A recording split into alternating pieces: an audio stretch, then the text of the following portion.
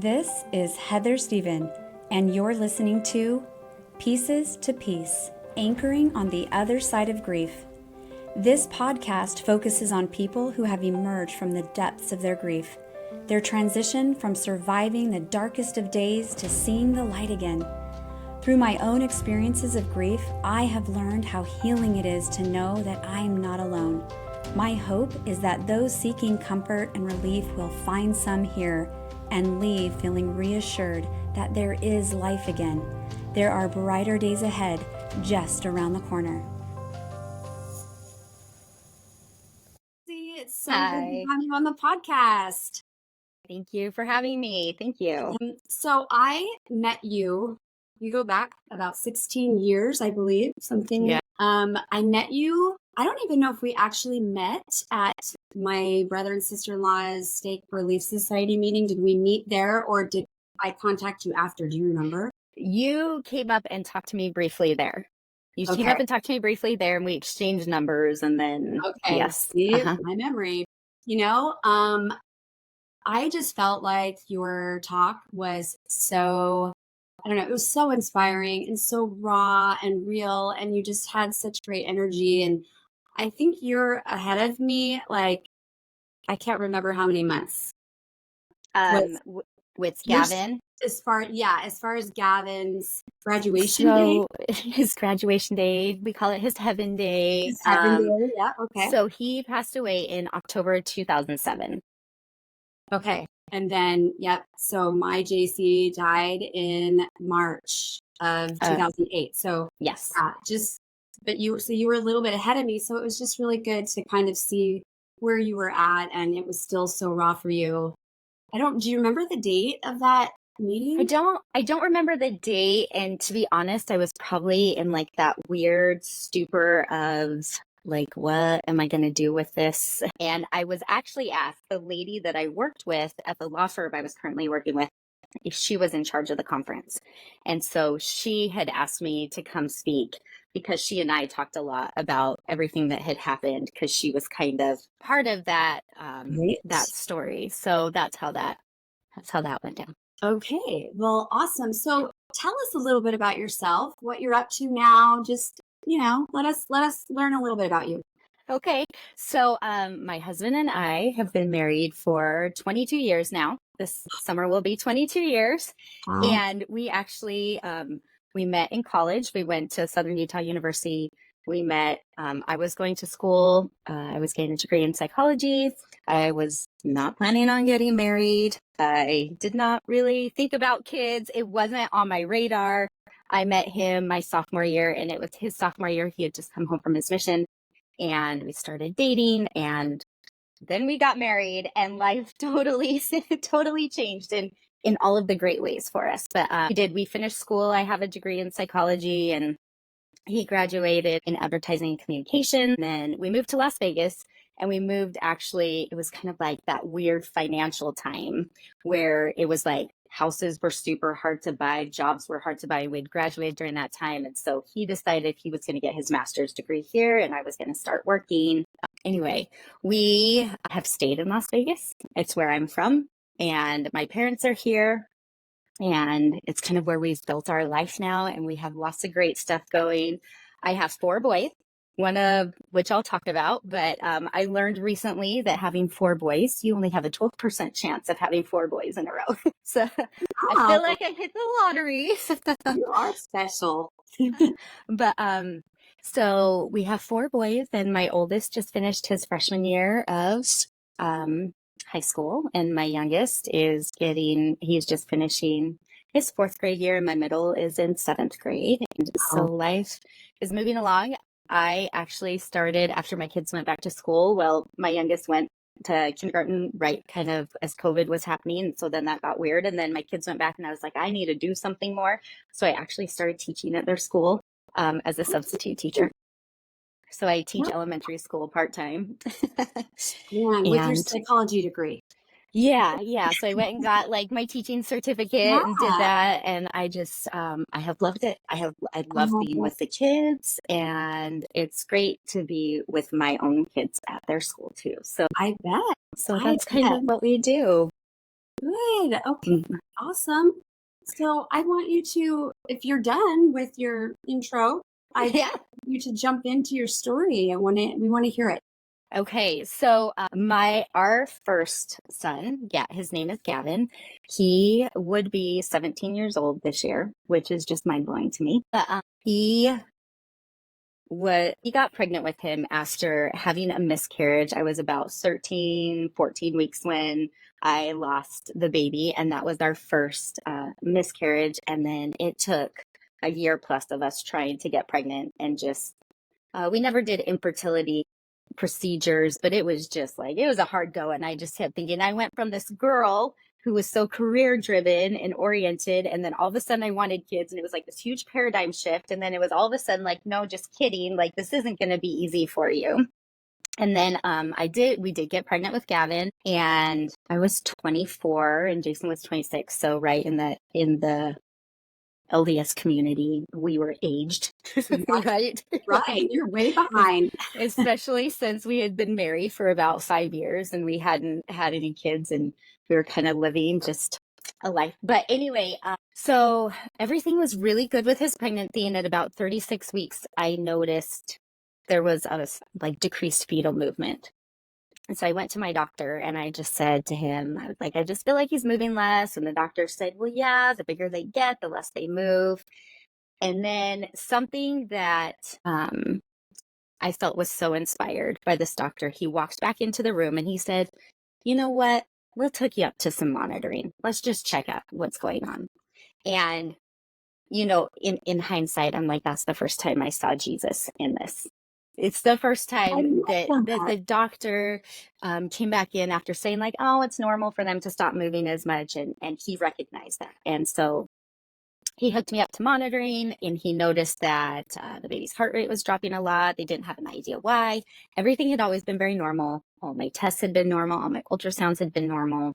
There was nothing that they could see that would be a problem. And so after a while of testing, they decided, okay, let's induce you. We don't know if the cord's wrapped around him. We don't know what's going on. They couldn't tell. And so they did induce me, and a very long labor after Gavin was born. And right away, like I could tell the doctor and the nurses knew something wasn't right. And that was very unexpected for us because we didn't see this coming at all.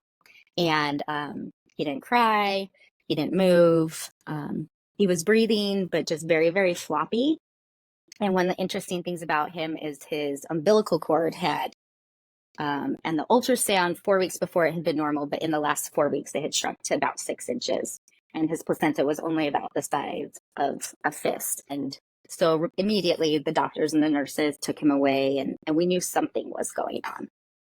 And so a little bit later, we're recovering, we're kind of waiting to hear, and a doctor walks in and just kind of blatantly says to us, now mind you, we're 24 and 26 years old and we think we have this perfect baby coming, and the doctor just says, I think he has a syndrome, we don't know what's wrong, we're doing some tests. And it was like everything froze. And I think a lot of people probably listening to have had that moment in your life where you're like, everything else is just whirling around you, and all of a sudden you are frozen in time and with something that you completely unexpected.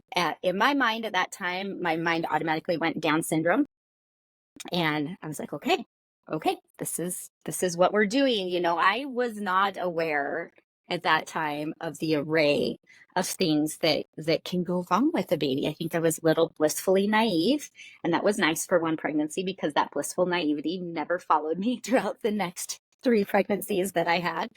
But so we just kind of waited, and my husband left to go call his parents because his parents lived out of town. I remember sitting in the hospital room and just in this state of shock. My dad happened to be with me, and I felt the most immense presence of angels in that room. And I even turned to my dad and I said, I can feel, sorry, I'm going to get emotional here. I love it. Please do. I said, I feel people here.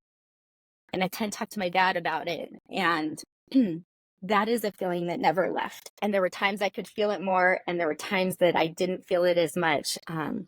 But in hindsight, I can see it so much. And there's two quotes that, as we start this process and talking about Gavin, there's two quotes that I've come to love. But as we tell his story, like I like to keep in mind. And the first one was a quote that I saw at Primary Children's. I'll get to that. He eventually was transferred there.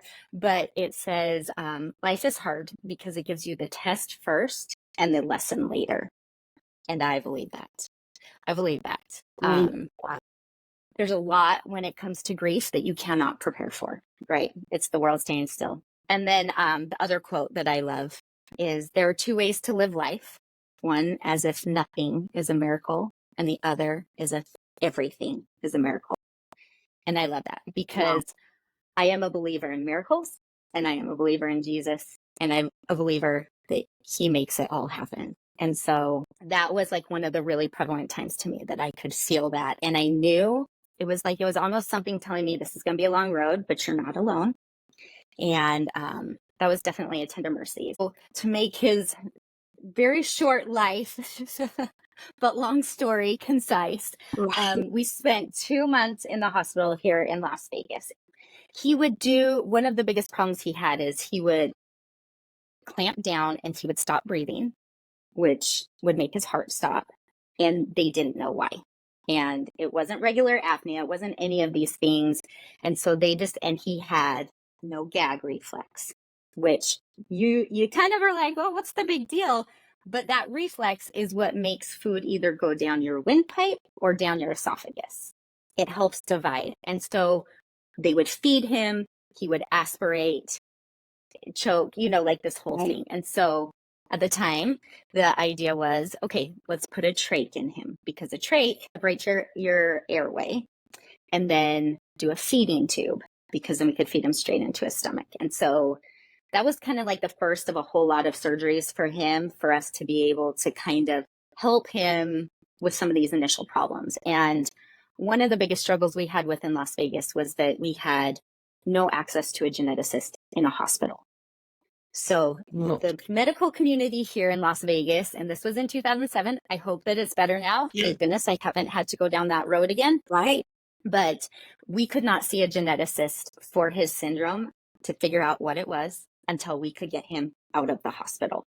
So our main goal was to get him stable, to come home, so that we could get him to a geneticist, so that we could test. And so we did all the standard chromosome arrays, everything the NICU sent out, and every time they would come back completely normal, like nothing at all.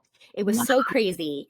And you get to this point when you test for syndromes and chromosome abnormalities, where you have to know the exact syndrome you are looking for. And then you send that out and test that. And so they would kind of guess. They'd say, well, it looks like this. Maybe it looks like that. Maybe, and every test came back fine. And so we had quite a few doctors advise us to turn off life support, because at this time, sometimes he's on a ventilator, sometimes he's breathing on his own, he's being fed through a tube, but he was responsive to us. And we had quite a few doctors say, this is not a good quality of life. And then we had one doctor that took us aside, and he was like, you don't know what's wrong yet.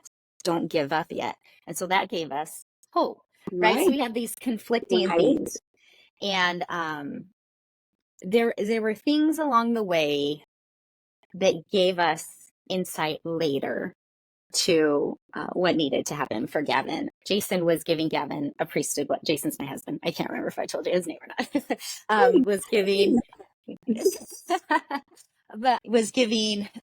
Jason was giving Gavin a priesthood blessing before his trach surgery. And he felt very impressed at that time that Gavin was telling him to let him go.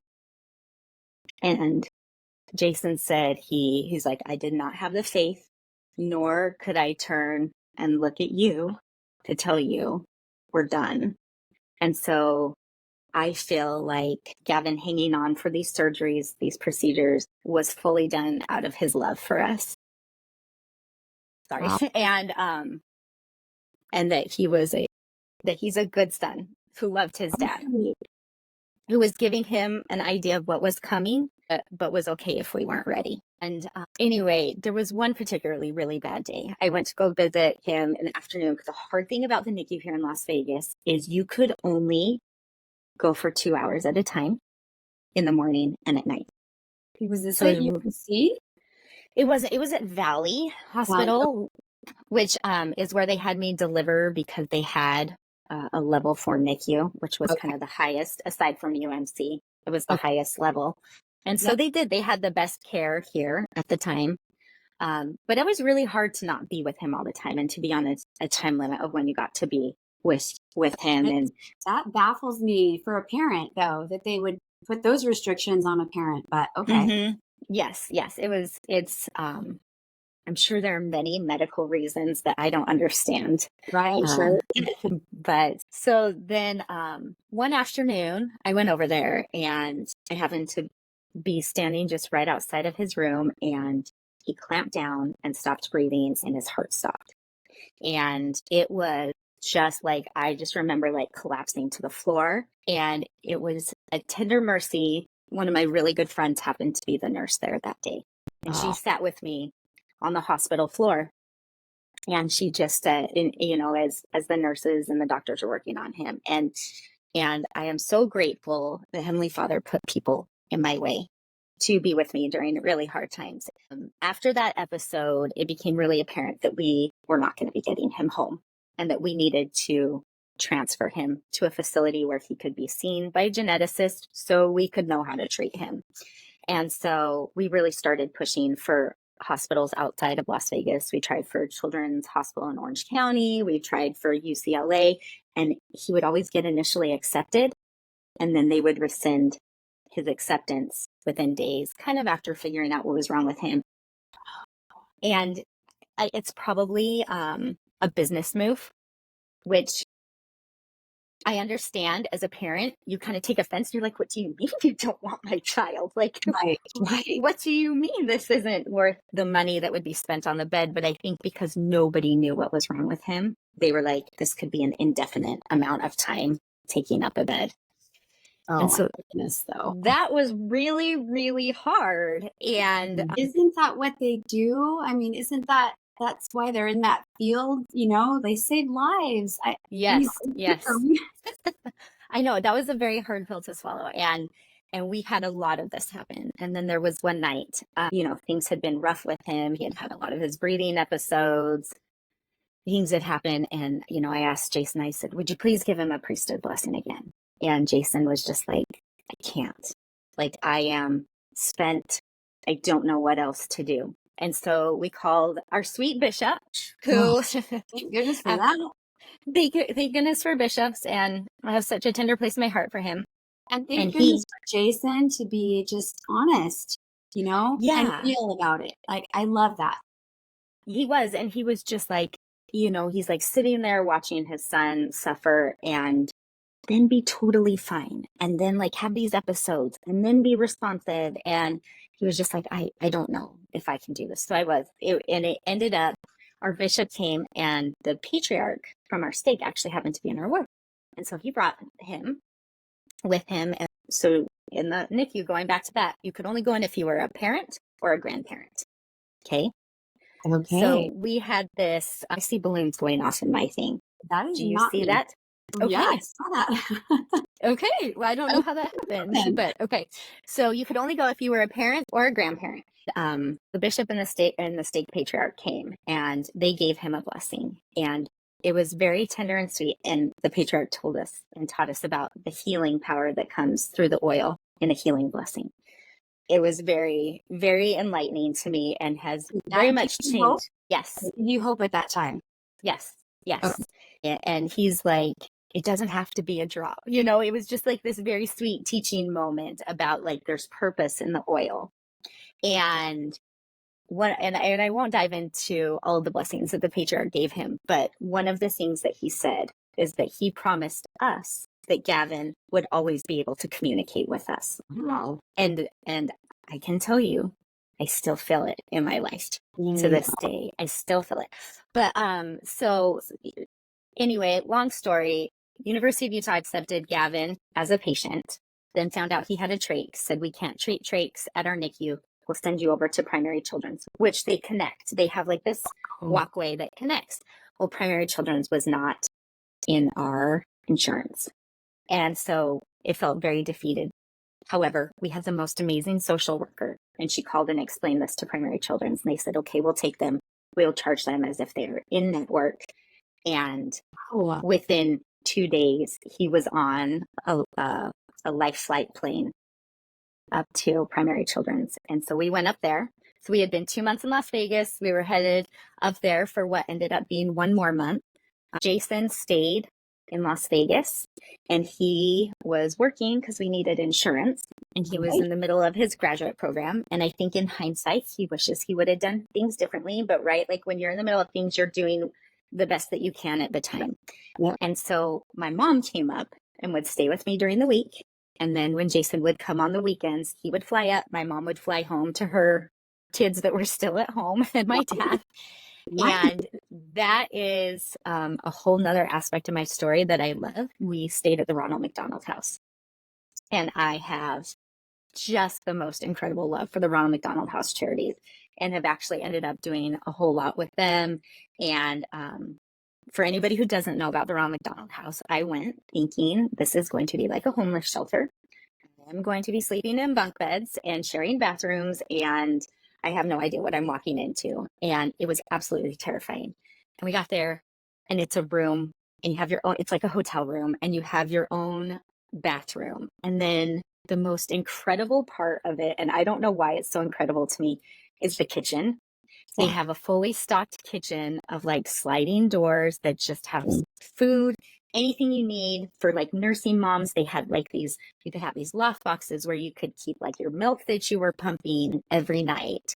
Somebody brought in dinner every single night. And that is another place in my story. Like I saw Jesus, because it was people of all different walks of life, all different faiths, all different types of people. Rough people, people that I'm like, people, all kinds of people that are there for the same purpose, to help their children get better.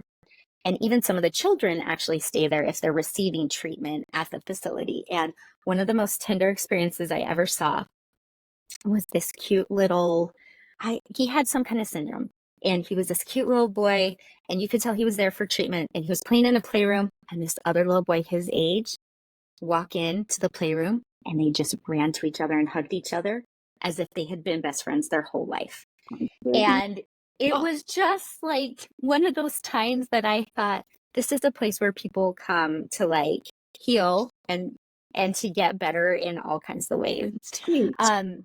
Back to Gavin's story. So we spent a month up at Primary Children's, and within days, he saw every single doctor he needed to see. That place is absolutely incredible. And he saw the geneticists, he saw the heart doctors, like everything he needed to see, he was there. And still, after all of that, they still had no idea. And they just, we don't know. So one of the very last things that had to be done was they were testing his cranial nerves. So cranial nerves control a lot of your automatic things that you do. So like breathing, swallowing, blinking, facial movement, things that you don't think about doing, but that are necessary to sustain life. There was this neurosurgeon there who was world renowned, and I had just read a paper that she had done, because at this point I'm like, I am going to fix him. He is going to get better. I am going to find whatever doctor I need, and he is going to get better. And this surgeon had done something earlier to where somebody had been unable to move their legs, then they could move their legs. And I was like, this is the person Gavin needs to see. And she did. She came and she did x-rays on him and all of these tests. Anyway, like a week goes by and I hear nothing and I hear nothing. And then this is a mama bear for you. I see her walking in the hospital one day. And my mom's like, I've never seen you run so fast before. I chased her down, and she was getting in the elevator, and I cornered her in the elevator. And I'm like, you've got to tell me, like, what did you learn? And I remember she looked at me, deadpan face, and she said, he doesn't have developed cranial nerves. He cannot sustain life. And it was just like crash. Like What do you mean? Because this was our end. This was our end game. Wow. This was our end game. And so I remember going back to Ronald McDonald House that day and sitting there on the floor. And then somebody else, another doctor, called and they said, we've done his vision and his hearing test, and he has no hearing. His inner ears have never developed. And if he has any sight, it's a pinpoint sight. And while I don't doubt that the doctors are wrong, I will tell you, every single time my husband walks into that hospital room, Gavin's head would turn and he would look at Jason. And I don't know if it was spiritual sight or physical sight, but his head would turn. It was like he could feel Jason walking down the hallway when he would come every weekend, and he would be looking there before Jason even got there. It was just like, but I remember hearing that and I'm like, my child sporadically stops breathing. He can't swallow. Now I hear he can't hear.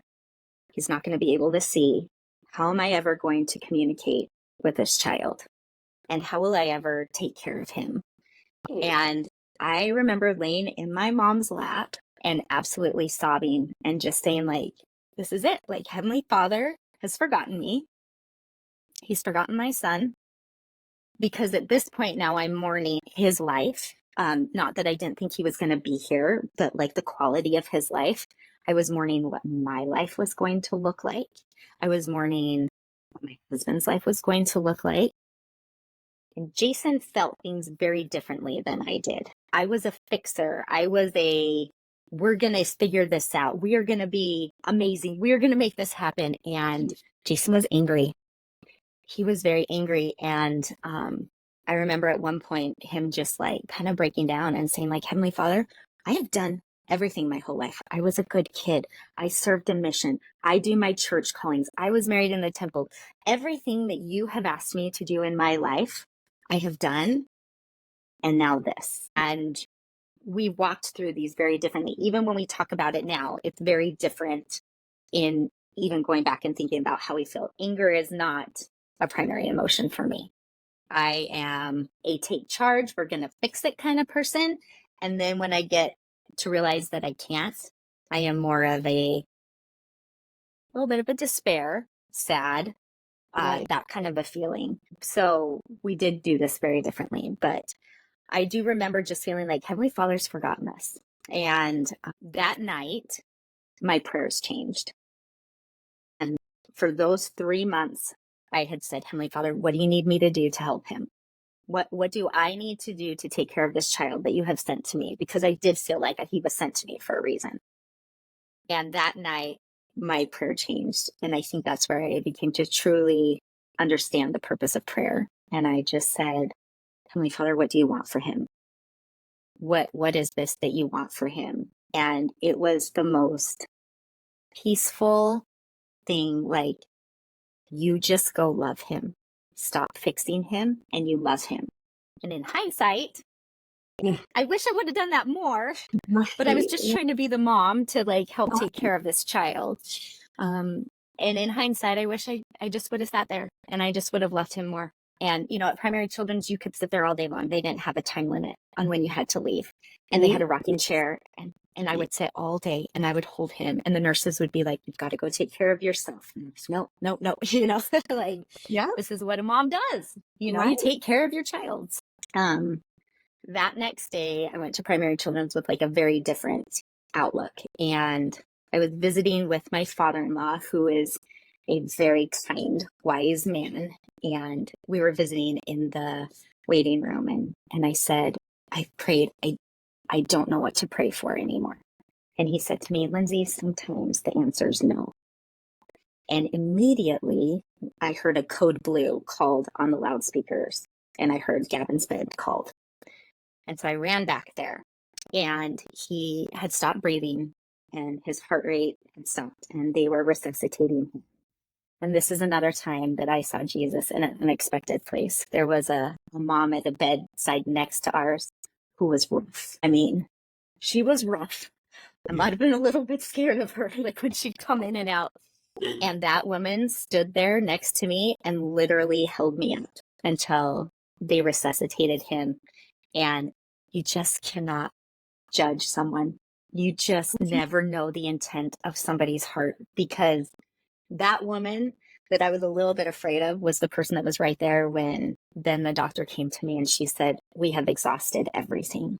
And I kind of accepted that. And I was like, okay, well, what do we do now? And mind you, Jason's still in Las Vegas. He's Right. not with me. Right. And so I had the best nurse who was also just divinely put there that day that just explained to me the way end of life works, and that there's a window of time where you can make a choice for someone. And then at some point, their brainstem will continue to work, and then you no longer have a choice. And so in my mind, I had come to this conclusion, like, we probably ought to turn off some of these life-sustaining measures that we're doing for him. And that was very hard for me. And I called Jason and I said, you just need to come up. I don't know what's going on. Because I also didn't want to put ideas into his head, because I was wise enough to know he had to come to this acceptance on his own. Right. And that I was gradually getting there, but he had to have the experience to realize that for himself. And he came up, he flew up, and we went there that next day. And in my heart, I knew what needed to happen, that we needed to turn off some of these machines, and he needed to figure that out. And as he was sitting there rocking him, he just asked him, he's like, Gavin, what do you want from us? And Gavin had another episode where his heart stopped.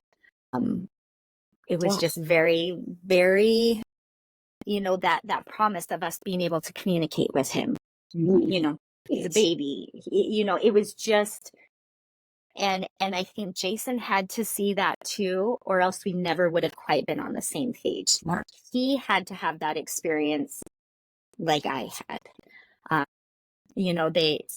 We went into a hospice room, he and I, and we just knelt in prayer, and we were like, Heavenly Father, if this is the decision, we ask that you will never let us doubt this, that this will always be something that we knew was the right thing, that in 5 years we won't look back and say, why did we do that? And that's a promise. Up until this point, 17 years later, Heavenly Father has kept for us, that we know that that was the right thing.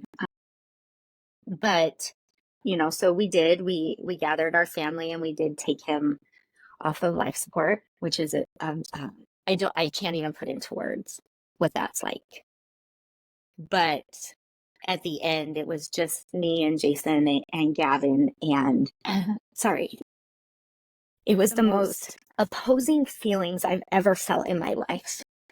It was this intense sadness and whole, and almost like, are you kidding me? And then on the opposing side, I felt the most amount of peace and joy I've ever felt in my life. And I've never felt a feeling like that. And I didn't know feelings like that could coexist together. I did not know you could have earthly despair and heavenly joy at the same time. And, the days that followed were not full of heavenly joy. They weren't. And Jason and I, even though we had the same experience, we grieved in very different ways. He wanted to come home from work, pull in the garage, close the garage, go right to his bed, not talk. And I wanted to pull apart everything. I wanted to talk about everything. I wanted to, rehash everything and live every memory again. And one of the things that his dad told us was, he says, you can't stop talking. And so we had to find this happy ground where we would both be able to have what each other wanted. So I had to find the right moments to talk about it, and then find the right moments to let him go to bed and shut everything out. And there were times that he had to kind of put on his big boy pants and listen to me as I wanted to talk about everything that happened. And he felt lots of anger. I felt lots of sadness, depression. And I don't know why. This is easy to admit, especially since my degree is in psychology. We didn't do counseling and stuck to each other like glue. We had to we were, and it was like our parents had experienced it, our siblings had experienced it, like various relatives, but like I knew like he was the one I had to stick to. And so we had to find out our own way of coping and helping each other and like learn this dance that we did together so that we could both achieve that peace that we wanted to. And even still to this day, I love talking about him. I love being able to share his story like I've done. We do like the charity run for the Ronald McDonald in his name. I've done different panels and grief panels and things like that to talk about it. And Jason does not. And I had to learn, like, you don't have to come to these things that I do. I love throwing a big birthday party for Gavin every year. You and we do. get I see cake that. every year. And I make him a cake and we have all the cousins come over and we do balloons. And I love having a birthday party for him every year. Jason doesn't like it. He doesn't like it. But it's something he does because he knows that it's something that I need. And so when there are things that I'm doing about that, like I did a panel for Ronald McDonald House. Like if he says he doesn't want to go, then I'm okay with that. I don't feel like he's not supporting me in my grief. I also know that that's just where he is in it. But one of the things, the biggest thing that I feel like I've learned about grief is that I compare it to the ocean. And sometimes the grief wave comes in and it's at your ankles and you recognize it and you're like, okay. Oh yeah, that's right. I remember that. And then sometimes, like especially at the beginning, it's just like the waves are coming over your head and it's just, you cannot catch your breath and it feels like you're drowning. But the one thing I've learned is the wave always goes out.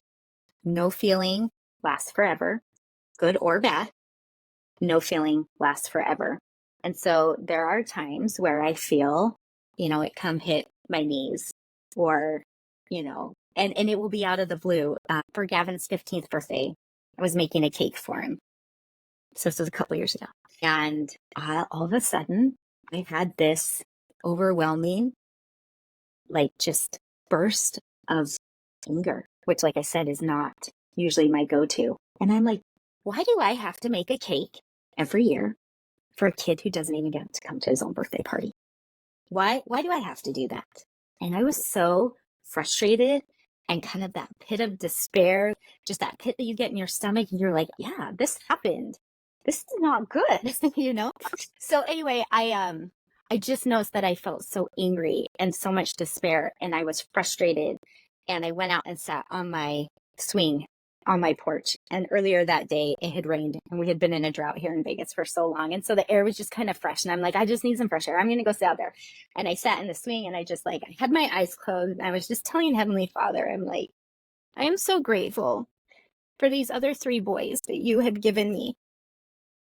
And they fill my life with so much joy. But sometimes I'm just still really upset. And sometimes it's not even that he's not here. I feel like I've very much come to accept his plan was different. But sometimes I'm mad that I had to have such a traumatic experience at the beginning of my motherhood that I was never able to enjoy a pregnancy. I still, 17 years later, go in and make sure all my children are breathing at night. I still do these things. And I'm like, Heavenly Father, why are you, why? And I just sat there and I opened my eyes and there was the most beautiful rainbow just right there. And it was just like Heavenly Father saying, like, you wouldn't appreciate all of this if you hadn't had the storm. Now, while I don't believe that you always have to have a storm to appreciate things, I truly believe we can genuinely appreciate things without storms. For me, I do believe that that storm has made me appreciate so much more in my life. And I think it was just a way of Heavenly Father saying, like, I haven't forgotten you. Like, I see you. Right. And your feelings are valid and it's okay. And the other thing is I feel like we've been given feelings because that's how we become better people. Like Heavenly Father and Jesus didn't put us here on earth to have blissful feelings all the time and to ignore bad, or I shouldn't say bad feelings. I don't believe in bad feelings, to ignore difficult feelings. Right. We're not supposed to dismiss those. I think that we were given those things because of what are you going to do with them after? Like, are you going to take this heartbreak and are you going to become a better person because of this? Or are you going to spiral and become a cranky old lady? Right? And Right. so I don't think that Heavenly Father I think he gets upset when we're upset with him. I think that he sits with us through it. And I think that's what the atonement of Jesus Christ is for us to know that somebody knows that feeling. Like, nowhere does the atonement say he's felt everything except for anger or rage or despair or sadness.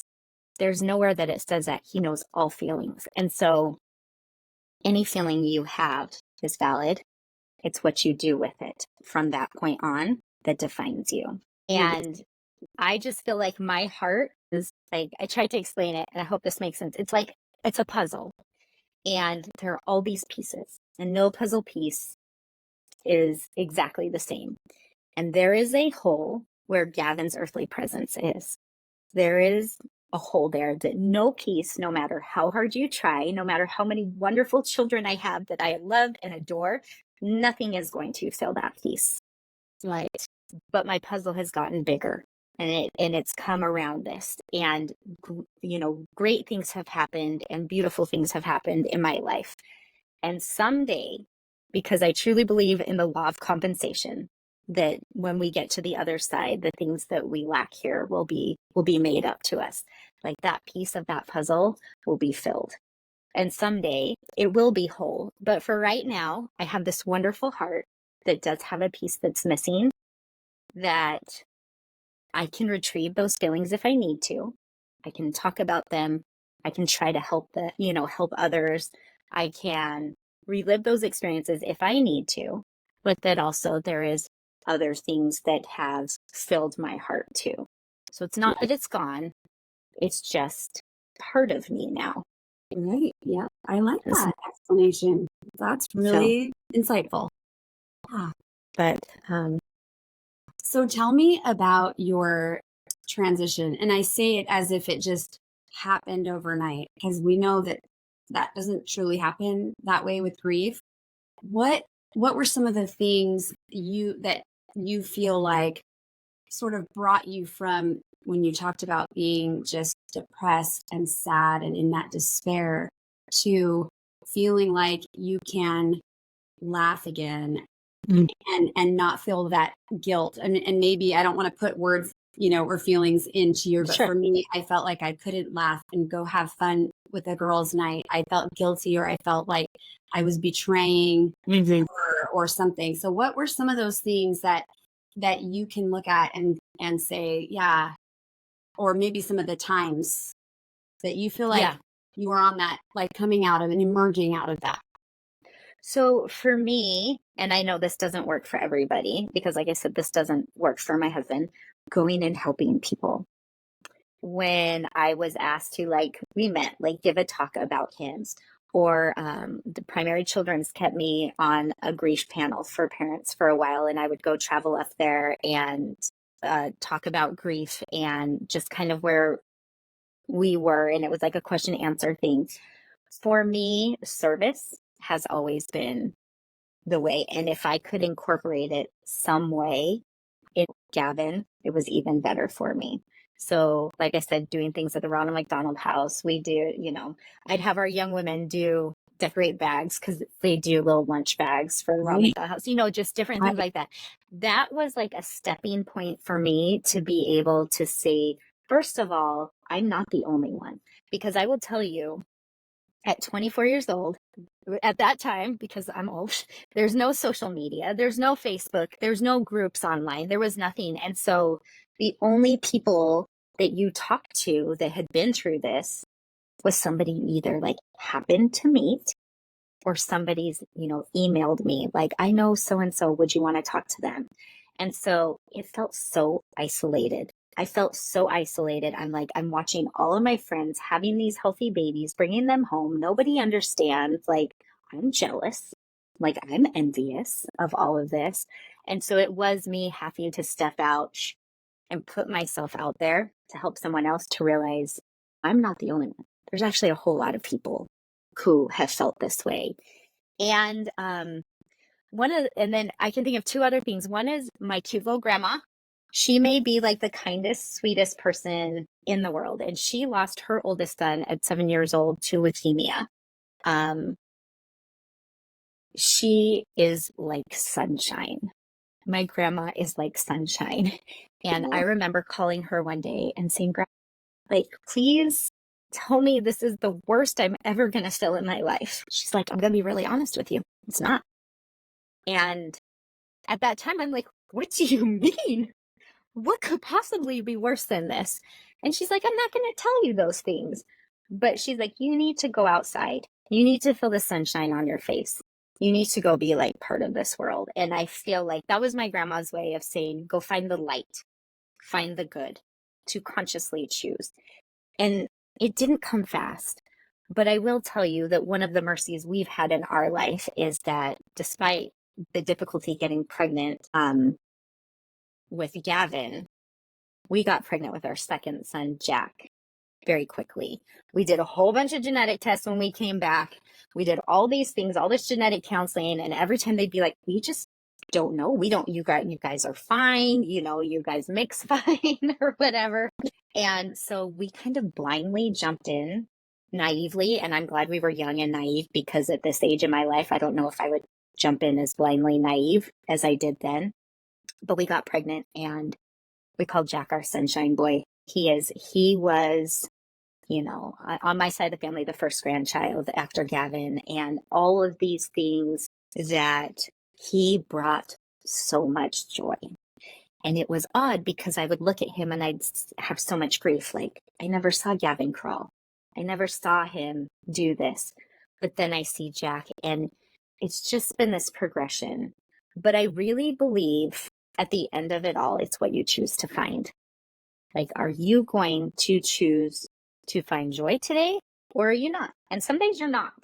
Some days you're just like, I am going to lay here in my bed and feel really sorry for myself.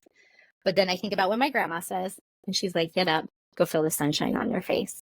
And when I get up and I go try to find someone that I can help, or now at this point in my life, right, I'm busy with 3 boys and I'm teaching at school with kids. And I'm like, if I can love a child at school for one day, like, then I feel like I've done something good.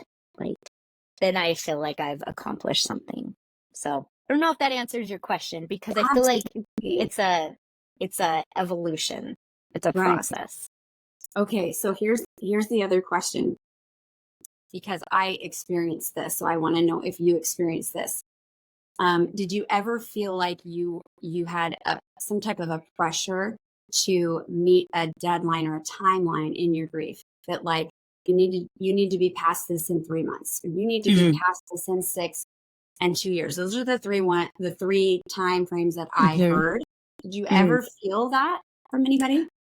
I don't feel like I ever felt like there was a timeline in a time sense, but I did feel like sometimes maybe I put it on myself. Like, well, now I have this healthy baby at home. Why am I not feeling as happy? Like, shouldn't this make me feel better? And while yes, it did, I still would have those moments. So I don't feel like you can put a timeline on grief, because I will tell you, like, even up until, you know, recently, there has been times where I'm just like, dude, this sucks. Like, there's no other word for it. Like, this just sucks. And like, I want to feel bad about it for a little bit. So, I didn't feel like that kind of pressure from anybody, but I do in a way a little bit feel like, because of the way Jason coped with things and wanting to wall off a little bit from other people, that it kind of secluded us a little bit. So maybe that has to do with it. Right. And I love what you said about some of the things that you talked about your marriage, and how you two had to figure things out together, and you kind of came up with a little system. And I think about that, how, that's one of the big reasons why people get divorced is after the death of a child, because I think they can't come to that. It's really hard for them to come to that. And then there's the blame thing. And I know that every circumstance in a death of a child is different. So however they die, but like, there's always this blame, or it's like, no, you owe it to me to comfort me. And then the other one feels like, they're owed the comfort, and the fact that you guys were able to, you know, sort of figure that out. And I'm sure it wasn't always perfect No. and great, but that you could at least, because you said you were stuck together like glue. Yeah. And I love that. Because you just have to be so careful, you know, not to completely separate everything. And I do believe that the husband and the wife or mom and dad grieve very differently. And we have to allow that in each other. Yeah. Yeah. I do feel like we stuck together. I think one of the odd blessings in it, for as much as, like I said, I don't love that it was our first child, because then we never were really like blissfully ignorant with everything else. But one of the blessings that came out of that is we had no one but each other. Right. We were not caring for anyone else. And so if you want to find the mercy in that, that is, for as lonely and empty arms as we might have felt, we were stuck together. And this is just anybody who knows my husband. He is salt of the earth, sweet, kind. You could not get a more kind man than my husband. Very much so. Yes. I agree with that wholeheartedly. Okay, maybe like one or two more questions and you can just answer for him. But did he ever express, maybe not being ignored, but it seems like when a mother loses their child, it's the mother's child. And the dads sometimes just get, you know, put on the back burner or not even really acknowledged that much. Did he ever feel like that or express that to you? Because of his personality, he never would probably say that out loud, but knowing what I know about him, I can read enough into him that yes, there's a difference in the way people treat the mom versus the dad. I think also because I was the primary one there every day, caring for and taking for, and he was at home trying to support.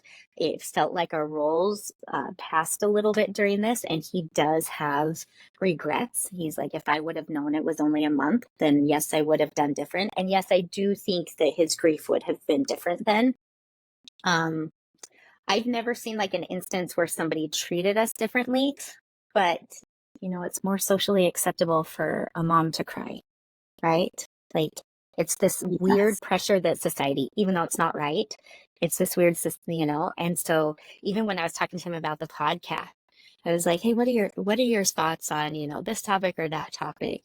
And he was even just like, Lindsay, like I just kind of keep it here. So yes, I think like, is it okay for like a mom to cry and you know, society is like, oh yeah, this poor mom, she doesn't have her baby anymore, but they do somewhat dismiss the dad. They do. Yeah. That's something I have always tried to like keep us like we're a team in this together. Right. Or the good and the bad, like we're a team in this together. And so I feel like if I recognize him, that's kind of all he has ever really needed, was just for him to be recognized. And I would say like from his parents, like when his parents will reach out on Gavin's birthday or his heaven day or whatever, like that means a lot to him. I bet it does. And that's so great for that to take place. Just for, I don't know, I felt very, I guess, I don't know if it was guilt or whatever. I felt that I was receiving a lot of that, if you want to call it attention.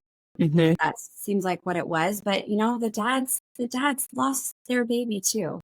You know? And I think that could also drive a wedge between the husband and wife, depending on their personalities and things like that. But do you find that it was hard for Jason, or did he ever tell you that he needed to be a comfort to you and be strong for you, but it was so hard because he had lost his child and he didn't have the capacity at times to give you that.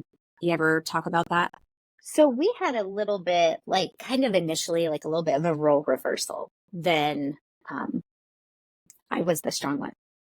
Okay. I was the one like, nope, we're going to be okay. You know, Heavenly Father. And like, you know, he knows what he's doing. And Jason initially, I mean, we both fell apart. Don't get me wrong. We both fell apart. But like as the months progressed, kind of right after, we had a little bit of this role reversal, because I know he talks about now, he's like, I felt guilt because I am the dad. I am the protector. I couldn't do anything for my son. I knew my wife was alone doing this at the hospital, and he felt like this guilt. And so I think when we finally came home, he kind of had his meltdown, and I was the super strong, like, and I would allow him to just like come home and go to sleep. And, like and I took that. And then one day I was like, I don't think I can keep doing this. And so I kind of had my meltdown. Like when he came home from work, I was laying on the couch crying. And it was interesting because then he picked it up. So kind of like where I stopped, he would pick it up. And I don't know how, I can tell you, I have no idea how we learned to do that dance. I have no idea, because we still do it in life. I think that we are very good communicators. That's a blessing.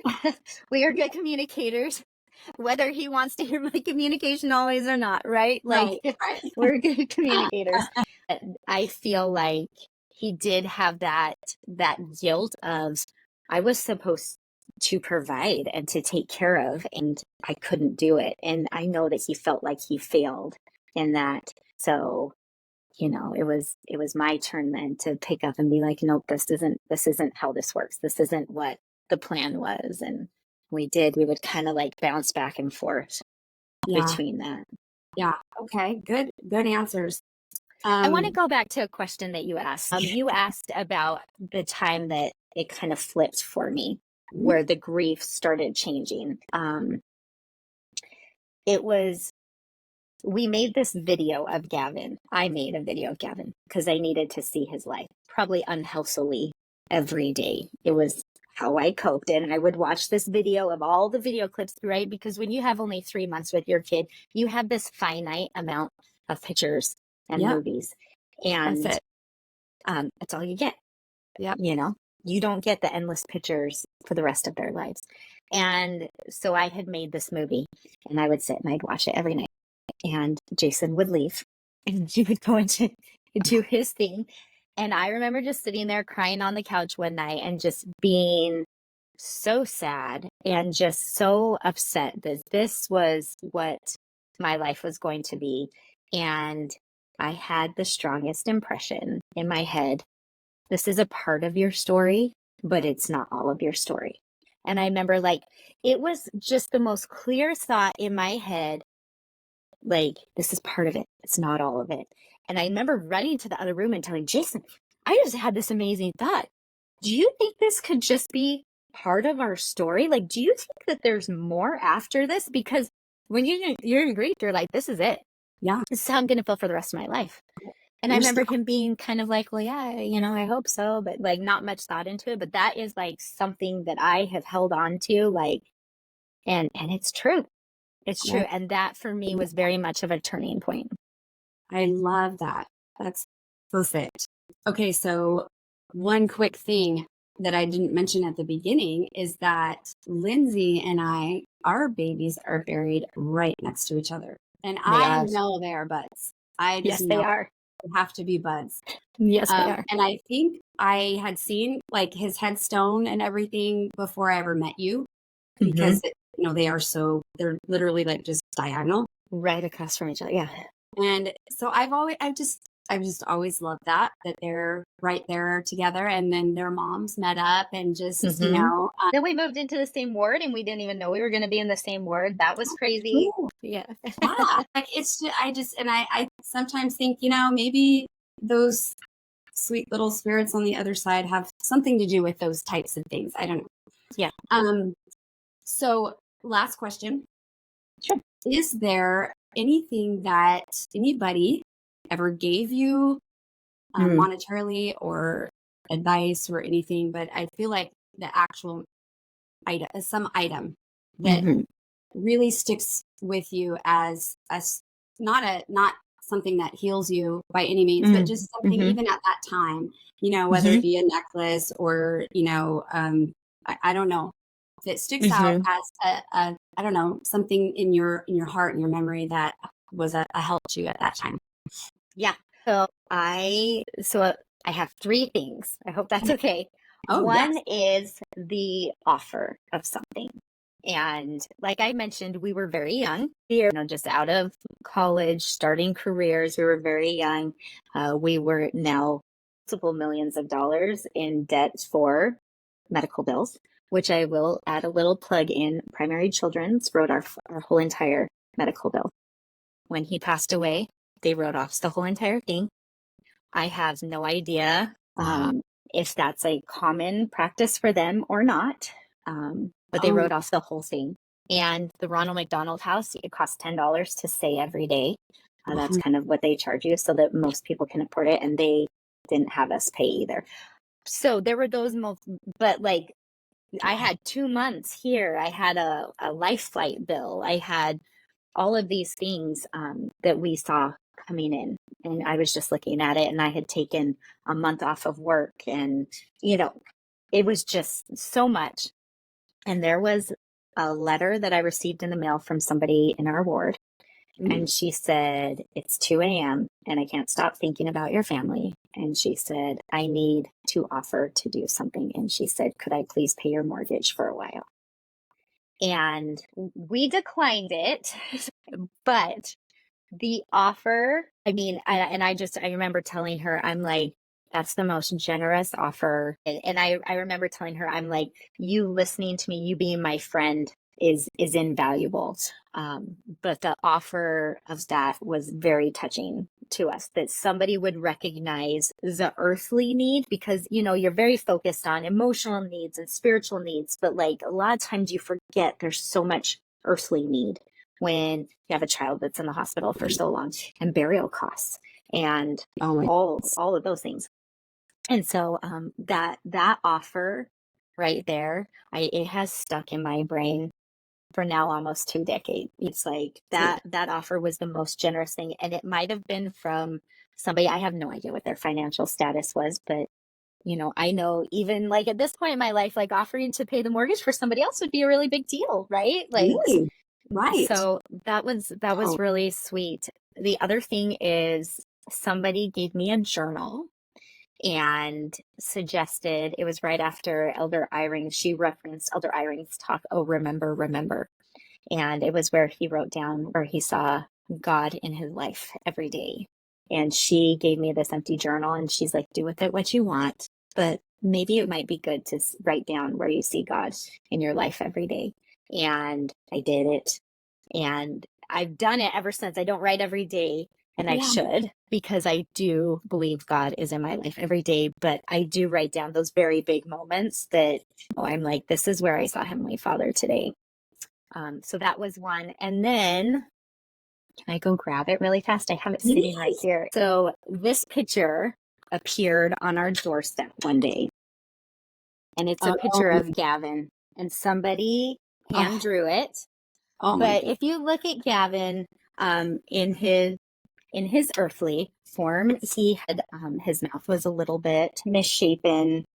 His ears were very low. He had squinty eyes, which we always joke Bailey's just have squinty eyes. So we don't really know if that was part of his syndrome or if that's just like what he inherited from us.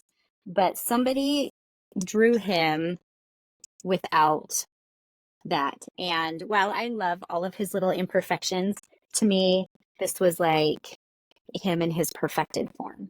So anyway, that was something that somebody did that I just loved. And I still to this day have no idea. Did you know who did that for you? Nope. Still to this day, don't. Nope. Somebody has some amazing talent though. Right. I got one of those too from a stranger. I know who they are, but they were still nobody I knew. I knew them from like my mom, but those drawings are just like it's hanging up, they're just so, I don't know, special. Yeah. I don't know. Because the time, love that went into it. Yes. And like when I look at it, I'm like, it's him. It's not just like this drawing that I would do. Like it's him. That's beautiful. That's very beautiful. Well, is there anything else that you want to leave us with? I would say when it comes to grief, no feeling lasts forever. That is something I hang on to. No feeling lasts forever. The good and the bad. it's like that wave. It's always going to come in and it's going to go out. And sometimes it's going to hit high and sometimes it's going to hit low. And you don't know. But I think sometimes like knowing that you aren't going to feel that way forever kind of keeps me a little bit grounded. A little bit grounded. Beautiful. Absolutely. And beautiful. to find Jesus everywhere.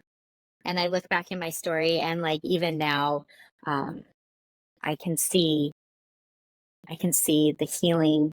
I can see the Lord putting certain people in certain places. I feel like you were put into my life at, during that time too. I feel like we're never left alone to do this alone. Yeah. And that he sends people, heavenly and earthly angels. I do believe that. And to recognize that too, Mm-hmm. that those things come from him. For sure. And Wow. and one last thought. Yes. You don't have to put this in if you don't want to. I want to. But one last thought. We had a visiting authority in our state recently from the General Sunday School presidency, and he spent the day with Jason. Jason's in the state presidency now, and he had spent the day with Jason, and he kind of talked to us at the end. He's like, "Hey, a little birdie told me that you'd lost a child." And we're like, "Yeah." And he was telling us that he had recently lost a grandchild. And he was asking us, he says, how'd you get through this? How'd you do this? And so, we were kind of just like offering a little bit, he's like, "I'm worried about my daughter," all these things that I'm sure every grandpa or grandma feels when they watch this. And it kind of, for whatever reason, we went home that night and we were saying our prayers with our family. And I asked the boys, I was like, "Hey, I have a question for you. We had this interaction with this brother today, and I'm curious what you think." And I asked each one of my boys, I said, "What do you feel when you think of Gavin?" Because Gavin's a big part of our family, and our kids know they have a brother that's with them.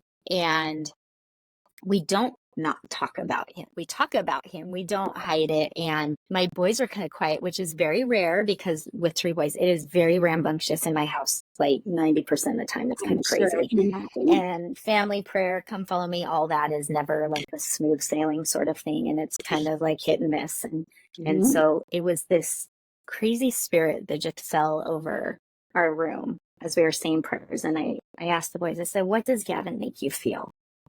And Jack said, "He makes me feel happy." And Owen said, "He makes me feel peaceful." And Graham, my youngest, who struggles with a little bit of anxiety and OCD and things like that, he says, "Mommy makes me feel courageous, like I can do a really hard thing." Wow. And I thought for as hard and traumatic as this experience was, and sometimes can be for me and Jason, it's so important to point things that are good out, because that is how my kids know him. And while I can and yes, I feel all those things with Gavin, I also feel the sadness and I feel the frustration and I feel like the terror that came with taking care of a child that was that sick. And but for them, those are the feelings they feel. And so if I can pass that to my kids, then I'm like, we are not completing, but we are trying to achieve that spiritual goal for them, to be able to link our family like that. That's a perfect way to end. Thank you, Lindsay. I'm so happy that you were able to come on and talk about Gavin and share with us some very deeply personal things, but I feel like they will surely give hope to other people that have gone through these hard things, like difficult, very, very difficult things. So thank you for that. And of course. I'm excited for people to feel the hope from this story. So thank you so much. Thank you. There is hope. Okay. Well, all right. We'll be in touch, my friend. All right. Sounds good. It was so good to talk to you. You too. Okay. Bye-bye. Hey listeners, thank you for tuning in today. I hope you felt encouraged and gained some insight. If you want to hear more inspiring stories, make sure to subscribe and don't forget to check out the website at pieces2peace.net. If you or someone you know has a story you'd like to share, send an email to heatherstephen@piecestopiece.net. Until next time, keep moving forward.